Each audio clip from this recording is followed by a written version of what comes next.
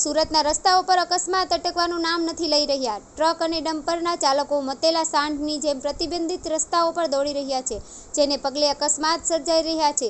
ત્યારે હજીરા હાઈવે પર L&T કંપનીના ગેટ નંબર 2 ની સામે જ ગમખ્વાર અકસ્માત સર્જાયો હતો। ટ્રક ચાલકે રોંગ સાઈડમાં ટ્રકને ચલાવી રહ્યો હતો। આ દરમિયાન સામેથી આવતી બસ ધડાકાભેર અથડાઈ હતી, જેથી ટ્રક અને બસના આગળના ભાગે ભારે નુકસાન થયું હતું। જ્યારે ટ્રકના ડ્રાઈવર અને હેલ્પર ફસાઈ ગયા હતા, જેમણે પતરા તોડીને બહાર કાઢવા પડ્યા હતા। અકસ્માતની જાણ થતાં જ હજીરા પોલીસ સ્ટેશનનો સ્ટાફ અને ફાયર બ્રિગેડનો સ્ટાફ 108 સ્થળ ઉપર કામગીરી કરી હતી।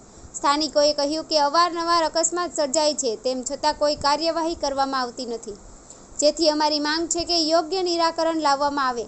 હાઈવે પર અકસ્માત સર્જાય છે, સાથે સાથે અંદરના રોડ પર પણ અકસ્માત થઈ રહ્યા છે, ત્યારે પોલીસ દ્વારા પેટ્રોલિંગ સહિતના પગલાં લેવા જરૂરી છે।